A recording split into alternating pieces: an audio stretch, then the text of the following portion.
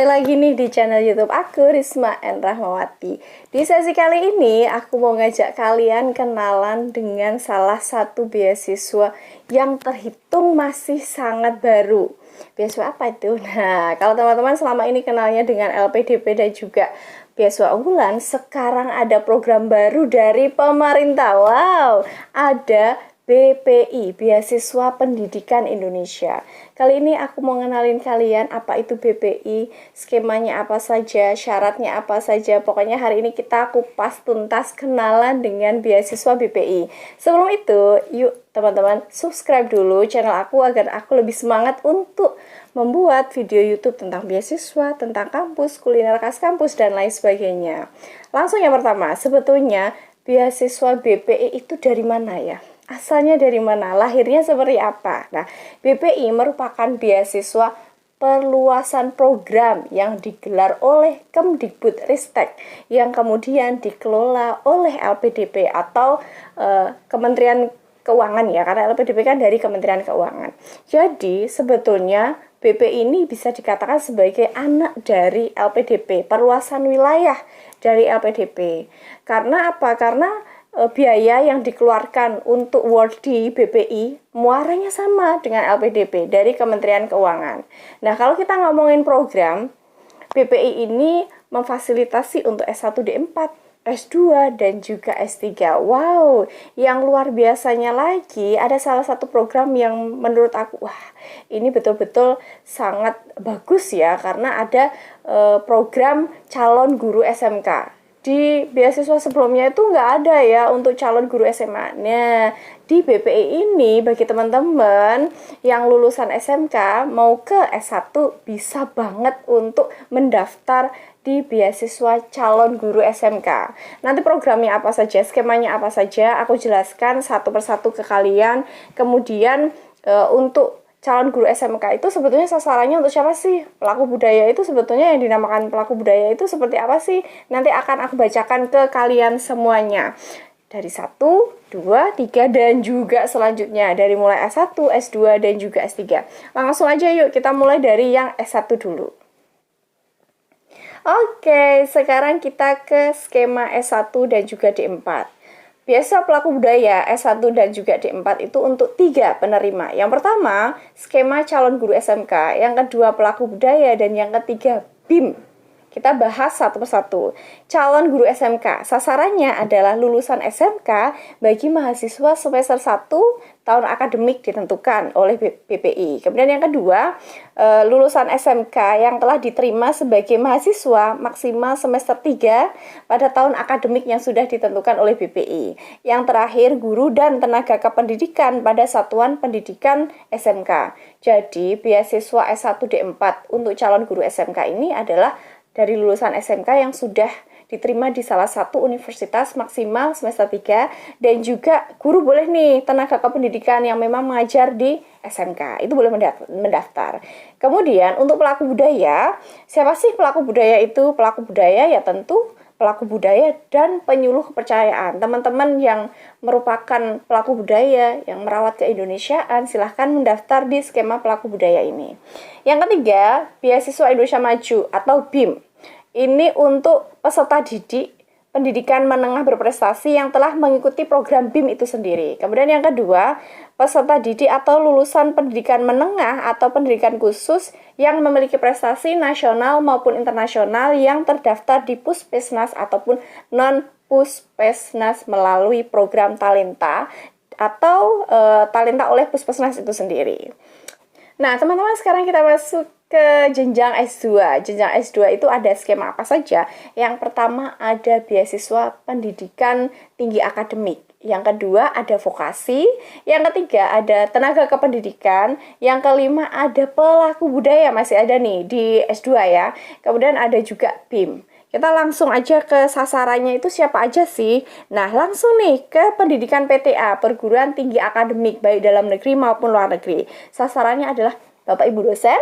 Kemudian yang kedua, calon dosen pada perguruan tinggi negeri baru, PTNB ya, berarti perguruan tinggi yang memang masih baru. Kemudian yang ketiga, tenaga kependidikan pada perguruan tinggi negeri, pendidikan akademik, dan tenaga kependidikan bagi Direktorat Jenderal Pendidikan Tinggi Ristek Teknologi Kemdikbud. Jadi untuk PTA ini boleh untuk dosen di perguruan tinggi negeri dan juga perguruan tinggi swasta. Kemudian yang kedua, skema vokasi diperuntukkan untuk dosen tetap dan aktif mengajar di vokasi tentunya. Kemudian yang kedua, tenaga kependidikan PNS yang melaksanakan tugas di perguruan tinggi vokasi atau PNS yang melaksanakan tugas harian dalam penanganan perguruan tinggi vokasi. Jadi vokasi ini untuk dosen yang memang mengajar di vokasi atau PNS yang memang ditugaskan di vokasi di berbagai perguruan tinggi. Kemudian pelaku budaya tadi sudah. Pelaku budaya itu ya untuk orang-orang yang pelaku budaya dan aliran kepercayaan. Nah, untuk selanjutnya, skema selanjutnya ada pendidik dan tenaga kependidikan. Skemanya atau sasarannya adalah guru atau pendidik dan tenaga kependidikan pada satuan pendidikan formal dan non-formal di lingkungan Kemdikbudristek. Selanjutnya yang terakhir masih ada BIM. Tadi sudah ya, BIM, yaitu lulusan S1 yang memiliki prestasi pada ajang talenta tingkat nasional, internasional, tadi sudah. Hanya saja ini sudah lulus S1, mau ke S2, masih ke program BIM, boleh silahkan. Kemudian untuk S3, skemanya masih sama kok dengan S2 tadi. Ada PTA, pendidikan tinggi akademik, vokasi, kemudian tenaga kependidikan, pelaku budaya, dan juga BIM. Akan tetapi untuk skema S3 ini dibuka satu tambahan, yaitu untuk University of Oxford. Teman-teman yang pengen ke Oxford, dan juga sudah lulus S2, mau ke S3, mau ke Oxford, boleh banget untuk, atau bisa banget daftar di University of Oxford, ya, Universitas Oxford ini ya. Kalau beasiswa University of Oxford, itu sasarannya adalah mahasiswa dan non-mahasiswa, dosen dan non-dosen, PNS, non-PNS dengan prioritas yang sudah dosen atau peneliti, atau calon dosen atau peneliti Fakultas Kedokteran di Indonesia. Jadi ini konsentrasinya untuk Oxford ini lebih ke Fakultas Kedokteran. Boleh dosen, non-dosen, mahasiswa, ya boleh silahkan. Tadi skema dari BPI ya, aku ulangi lagi. Untuk S1 ada guru SMK, calon guru SMK, pelaku budaya, ada BIM. Untuk S2 ada beasiswa PTA, perguruan tinggi akademik, vokasi. Kemudian untuk tenaga kependidikan, kemudian untuk pelaku budaya dan juga BIM. Untuk S3 skemanya masih sama, akan tetapi ada tambahan University Oxford. University of Oxford yang memang konsentrasinya pada kedokteran. Mungkin perkembangannya nanti BPI akan membuka tujuan kampus-kampus luar negeri ya, jadi bukan hanya Oxford saja. Kayaknya tapi kalau yang beasiswa PTA ini kan boleh dalam negeri dan juga luar negeri, tapi hanya untuk S2 ya, jadi bisa. Nanti teman-teman lihat perkembangannya, buku panduannya selalu dibaca. Yang aku bacakan ini adalah yang terakhir aku dapatkan ya. Nanti kalau ada perkembangan lagi, teman-teman sesuaikan saja. Aku pikir nggak akan ada perubahan yang signifikan. Nah, aku mau ngomongin biaya yang akan diberikan oleh BPI, LPDP ke kalian awardee atau penerima beasiswa. Pasti penasaran ya teman-teman yang melihat video aku kali ini. Nanti kalau sudah menjadi awardee, apa saja sih yang bakal diberikan oleh BPI kepada penerima beasiswa, entah itu S1, S2, dan juga S3. Teman-teman jangan khawatir sama sekali. Ketika teman-teman menjadi awardee, teman-teman itu akan makmur dan juga sejahtera terjamin. Karena apa? Karena biaya semesteran di kampusmu sudah dibiayai tentunya. Biaya bulanan, harian, biaya makan, kos, ada dananya. Dana kesehatan juga akan diberikan ke kalian semuanya. Dana buku tenang aja, setiap 1 tahun itu teman-teman akan mendapatkan dana buku. Dan seminar pun juga, seminar nasional, internasional, teman-teman juga bisa mengajukan dan juga dibiayai. Dan yang terakhir, penelitianmu ketika S1 ya, teman-teman membuat skripsi, S2, membuat tesis, S3, membuat disertasi, itu akan ada dana yang disediakan. Jadi teman-teman itu memang kalau sudah menjadi award di BPI LPDP, teman-teman itu hanya diminta untuk belajar, fokus, meneliti. Semua sudah dibiayai, tenang aja sayang ya, semua sudah dibiayai. Silahkan kamu fokus untuk meneliti, untuk belajar. Optimalkan uang yang diberikan oleh negara untuk keperluan akademik pendidikan teman-teman semuanya. Sekarang aku mau informasikan ke kalian. Kak, aku mau daftar nih ke BPI LPDP. Syaratnya apa saja sih? Jadi kalau BPI itu proses seleksinya ada 2. Pemberkasan dulu, pemberkasan lolos, baru teman-teman ke wawancara. Kalau wawancara lolos, nah itu sudah pengumuman hasil akhir. Nah, kadang-kadang teman-teman masih bingung ya, apa sih yang membedakan BPI dengan LPDP, Kak? Pertanyaan yang luar biasa, bagus kalian. Nah, kalau di BPI, teman-teman harus punya LOE, surat diterima di perguruan tinggi tujuan yang memang bekerja sama dengan BPI. Nah, kalau LPDP kan nggak harus ada LOE nih. Kalau di BPI, teman-teman harus keterima dulu. Jadi prosesnya kamu keterima dulu di kampus, baru kamu bisa mendaftar di BPI. Karena ada salah satu syarat pemberkasan yang memang mengharuskan kamu ada LOE unconditional. Maksudnya unconditional itu gimana, Kak? Maksudnya sudah diterima di salah satu kampus tujuan dan nggak ada hutang ya. Utang, maksudnya utang tuh kalau di UGM misalnya nih, ada syarat TOEFL dan juga ada syarat TPA. Ada TOEFL yang nggak lolos atau TPA yang nggak lolos, nggak bisa. Jadi harus keduanya lolos, nggak ada hutang, nggak ada utang ke BPI dan juga ke kampus. Syarat yang pertama adalah tadi LOE unconditional. Harus lolos tanpa ada kurang apa nih, kurang ini. Nah, nggak boleh tuh. Kemudian yang kedua, surat bebas narkoba, sehat jasmani dan juga rohani. Apalagi untuk skema yang pelaku budaya ini wajib ya, bebas narkoba, kemudian sehat jasmani dan rohani. Yang ketiga, ada rekomendasi dari pimpinan kalian. Kalau teman-teman udah bekerja nih, nah kalau pelaku budaya yang memang tidak terikat oleh satu institusi, saya pikir nggak perlu adanya rekomendasi ini. Nah, kalau teman-teman terikat di kampus negeri ataupun kampus swasta, teman-teman bisa meminta rekomendasi pimpinan atau rekomendasi dari orang yang mengenalmu, yang dekat dengan kamu. Teman-teman udah lulus S1, pengen ke S2. Teman-teman udah lulus S2, pengen ke S3, itu perlu rekomendasi dari dosen pembimbingmu misalnya. Silahkan nanti minta ke beliau-beliau itu. Kemudian yang keempat, ada surat izin mendaftar kepimpinan. Ini untuk yang sudah bekerja juga. Dan juga yang memang terikat pada institusi tertentu, teman-teman harus ada surat izin mendaftar dari pimpinan. Yang kelima, surat pernyataan beasiswa.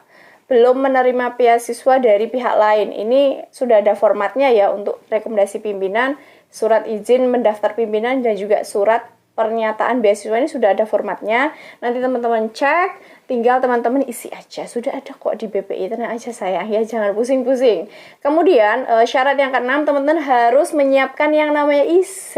Di video aku sebelumnya sudah ada ya, IC beasiswa sudah ada, IC yang umum itu seperti apa. Kalau teman-teman bingung, teman-teman bisa cek di channel aku tentang pembuatan IC. Nah, IC ini ada untuk bahasa Indonesia dan juga bahasa Inggris. Bahasa Indonesia ditujukan untuk yang mendaftar di kampus dalam negeri. Kalau bahasa Inggris tentu yang di luar negeri, terutama yang Oxford tadi.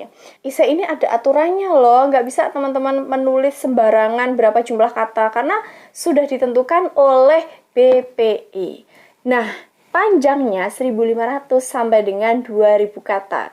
Kalau teman-teman ngetik di Word itu kan bawah sudah ada ya, 1.500 sampai dengan 2.000 kata. Silahkan nanti teman-teman sesuaikan. Dan juga di IC itu harus menceritakan tentang siapa dirimu, kemudian kontribusi yang sudah kamu lakukan, nanti kamu mau ngasih kontribusi apa ke negara Indonesia, itu teman-teman ceritakan di dalam IC-mu. Selain IC, yang ketujuh itu ada syarat membuat proposal, rencana proposal. Kalau teman-teman dari SMA, SMK, teman-teman mau ke S1 atau D4, ya teman-teman nanti mau pengen buat skripsi apa sih? Nah, kalau teman-teman sudah lulus S1 mau ke S2, pengen buat tesis apa sih? Kalau S2 mau ke S3, teman-teman mau membuat disertasi apa? Itu sudah harus teman-teman pikirkan, sudah harus teman-teman planning.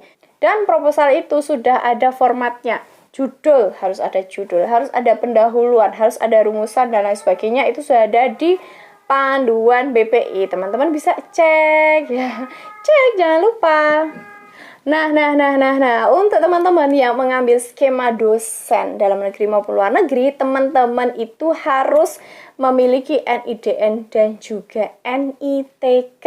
Nomor induk kepegawaian. Wajib banget, nggak bisa kalau nggak punya NIDN dan juga NITK ya. Kalau belum punya itu, ya teman-teman belum bisa mendaftar untuk skema yang dosen. Coba skema yang lain, bisa ke pelaku budaya misalnya. Nah, yang terakhir, syarat yang terakhir adalah harus punya MOU. Ini khusus untuk yang joint degree ya, surat kerjasama dari perguruan tinggi. Kalau teman-teman nggak mengambil skema yang joint degree ya, Tapi nggak perlu ini untuk yang syarat yang nomor 7. Kalau boleh aku ulangi, untuk kalian semuanya yang sedang nonton video aku, syarat-syarat mendaftar beasiswa BPI, Beasiswa Pendidikan Indonesia LPDP. Yang pertama, harus ada LOE, surat diterima unconditional di perguruan tinggi. Yang kedua, surat bebas narkoba, sehat jasmani dan juga rohani. Yang ketiga, ada rekomendasi dari pimpinan. Yang keempat, surat izin mendaftar dari pimpinan. Yang kelima, surat pernyataan beasiswa. Yang keenam, teman-teman harus membuat IC. Yang ketujuh, harus membuat proposal. Kemudian yang ke-8, teman-teman harus ada NIDN, NITK untuk skema yang dosen. Yang terakhir, yang ke-9, kalau teman-teman ambil skema yang joint degree, harus ada MUU. Nah, itu tadi kenalan dengan beasiswa BPI sudah aku jelaskan dari awal sampai dengan akhir. Semoga penjelasan yang aku utarakan ke kalian semuanya bermanfaat, teman-teman ngerti. Kalau teman-teman masih ada hal-hal yang pengen ditanyakan, bisa ke kolom komentar atau lari di Instagram aku di risma.nrahmawati. Terima kasih semuanya yang sudah setia menonton video aku dari awal sampai dengan akhir. Ketemu lagi di video aku selanjutnya. Bye!